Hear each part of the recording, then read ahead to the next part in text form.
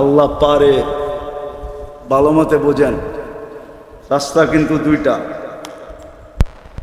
হয়তো এটাকে গুছাবেন, এই দুনিয়াটা গুছাবেন, 60-70 বৎসর গুছাবেন, তারপরে পাড়ি জমায়া দিতে হবে। অথবা যেই যোগ্যতা দিছে ওই যোগ্যতা দিয়া ওইটাকে গুছাবেন। এইখানে 60-70 বৎসর বানাক না সোনা দিয়া বাড়ি, তারপরও বাসতলা, তারপরও গাছতলা, তারপরও কবরস্থান। বানান না সোনা দিয়া বাড়ি, মোড়ান না 24 ক্যারেট সোনা দিয়া গাড়ি। 24 ক্যারেট সোনায় মোড়ানো গাড়ি দুনিয়াতে আছে, জানেন? খালি মাথা ঝুলান, যাই না না যাই না, অ্যাড্রেস দিয়ে দিমু। হ্যাঁ দিমু। আরব এমারতের বাদশার ছেলের একাধিক গাড়ি আছে 24 ক্যারেট সোনা দিয়া মোড়ানো। নেটে যায় সার্চ দেন, এখনো গাড়ির ছবি পাবেন। এখানে ব্রুনাইয়ের বাদশার গাড়ি আছে এন্টার পার্স সোনা দিয়া। মোড়াইতে পারেন, বানাইতে পারেন, থাকা যাবে না।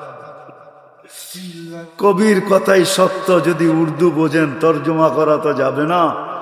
मिले खाक में अहले शाह कैसे कैसे, जमी खा गई नौजुआ कैसे कैसे, अजल ने न छोड़ा किसरा न दारा, उसी से सिकंदर सा फाते भी देहारा, हर एक लेके क्या क्या हसत सुधारा, परा रह गया यही ठाट सारा, तुझे 55 बरसों खिलाया, जवानी ने मजनू बनाया, बुढ़ापे आके फिर क्या क्या सताया, मौत तेरा कर देगी बिल्कुल सफाया, तुझे तुन है कि रहूं सबसे आला, हो जीनत निराली हो फैशन निराला, यूं ही जिया करता है क्या मरने वाला, तुझे हुस्न जाहिर ने धोखे में डाला, जगह जी लगाने का दुनिया नहीं है, ये इबरत की चाह है तमाशा नहीं है, अफा हसिबतुम अन्नमा खलकनाकुम आबस।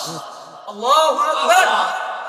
আল্লাহ আমাদের ব্রেনের কাছে প্রশ্ন করছে, বল তোর ব্রেনকে জিজ্ঞাসা করে বল, তুই অনর্থক? এরকম ব্রেন দিলাম তোকে, তোর ব্রেনকে তুই জিজ্ঞাসা কর, তুই অনর্থক? এত বড় ব্রেনের মালিক হয়ে তুই অনর্থক হস কি করে? এত খরচা করি 24 ঘন্টা তোর পিছে, তুই অনর্থক হস কি করে? সাভারের মানুষ আর ইউনিভার্সিটির লোক, বিল্ডিং আর সিল্ডিং, রাস্তা আর শাস্তা, গাড়ি আর ঘোড়া, যদি অক্সিজেনের বিল নিতেন তো কারো পরনে লেংটিও হইতো না, লেংটি। শুধু যদি অক্সিজেনের বিল নিতেন, ডেলি 16,500 টাকা অক্সিজেনের বিল দিতে হইতো। যদি পানির দামে নিতেন, পার লিটার 30 টাকা। করোনার সময় আধা ঘন্টা অক্সিজেন দিয়া 84,000 টাকা বিল নিছে। এখনো নেটে যে সার্চ করেন, মডার্ন হাসপাতাল ঢাকার আধা ঘন্টা অক্সিজেন দিয়া 84,000 টাকা বিল করছে। স্বাভাবিক শ্বাসের বিল বাংলাদেশের যমুনা গ্রুপের চেয়ারম্যান এমডি মারা যাওয়ার সময় সারা বাংলাদেশিদের কানের ভিতরে চোখে আঙ্গুল দিয়ে চিৎকার দিয়ে বলে গেছে, ডাক্তারদেরকে বলছে আমাকে স্বাভাবিক শ্বাস নিতে দে, আমি এন্টার কোম্পানি তোদের নামে লেখা দিই। রঙ্গে আসো যুবক, রাগ হয় না, পায়ে হাত রাখি, আমরা রঙ্গে আসি, রঙ্গে রঙ্গে আসি। জীবনটা এই জন্য দেন নাই যে এটাকে সাজা, এই জন্য দিছিল ওটা সাজা। এইখানে ক্ষণস্থায়ী, ওইখানে চিরস্থায়ী। যে গেছে সে আর আসে না, তুমিও যাবে আর কোনোদিন আসবে না, ওটাকে সাজা। সাজাবে কিভাবে এটারও পদ্ধতি বইলা দিছেন। হায় হায়, আমাদের বিবেকের উপরে ছাড়েন নাই, আমাদের বুদ্ধির উপরে ছাড়েন নাই, আমাদের বিদ্যার উপরে ছাড়েন নাই। যদি ছাড়তেন তো একজন মেসেঞ্জারও আসার দরকার ছিল না। আবু হানিফা রহমতুল্লাহ আলাইহি বলছেন, আল বারু ইয়াদুল্লু আলাল বাঈর ওয়াল আসরু ইয়াদুল্লু আলাল মাসির ওয়া কুল্লু যালিকা লা ইয়াদুল্লু আলা আলিমিল খাবীর। পদচিহ্ন দেখলে পদচারীর কথা মনে ওঠে। যেই প্রাণীর পায়খানা দেখা বোঝা যায় এই প্রাণী এখানে আসছিল, যদি এটা বুঝতে পারো তাহলে এই বিশাল জগৎ দেখা কি বোঝা যায় না কেউ আছে? বুড়ি জিজ্ঞাসা করছিল হুজুর রে যে তুমি আল্লাহ চিনলা কি কইরা? তো হুজুর বুড়িরে দলিল দিতেছিল এইভাবে এইভাবে। তো বুড়ি চেইতা বলতেছে, রাখ তোর দলিল, আমি আল্লাহ চিনছি কেমনে শুনবি? বড় মা তুমি আল্লাহ চিনছো কি কইরা? আমার ঘরে জাতা আছে, জাতা চিনেন? আরে জাতা চিনেন? আপনাদের জাতা বলে না কি বলে? হ্যাঁ, আমার ঘরে জাতা আছে, আমি না ঘুরাইলে ঘোরে না। যখন আমার জাতা আমি না ঘুরাইলে না ঘোরে, তো এত বড় জগৎ কে ঘুরায়? কেউ না ঘুরাইলে এটা ঘোরে না। বুঝা গেল যে ঘুরায় উনি আল্লাহ। উনি কি?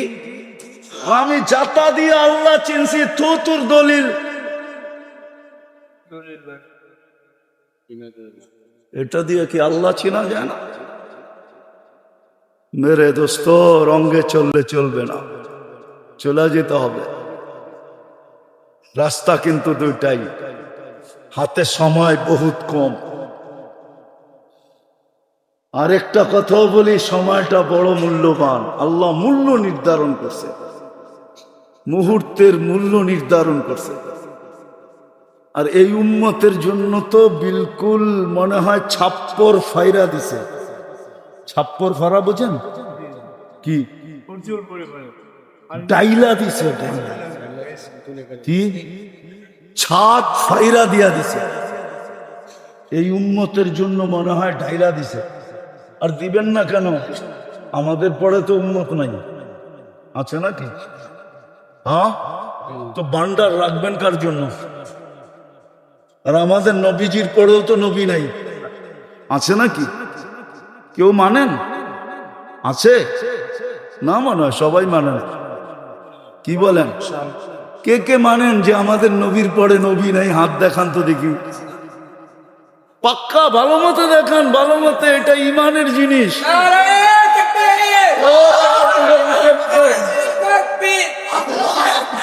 নামান নামান, আমাদের নবীজির পরে কোনো নবী নাই। হ্যাঁ হ্যাঁ, এই দোকায় পড়েন না, এই দোকায় পড়লে কিন্তু বিপদ হবে।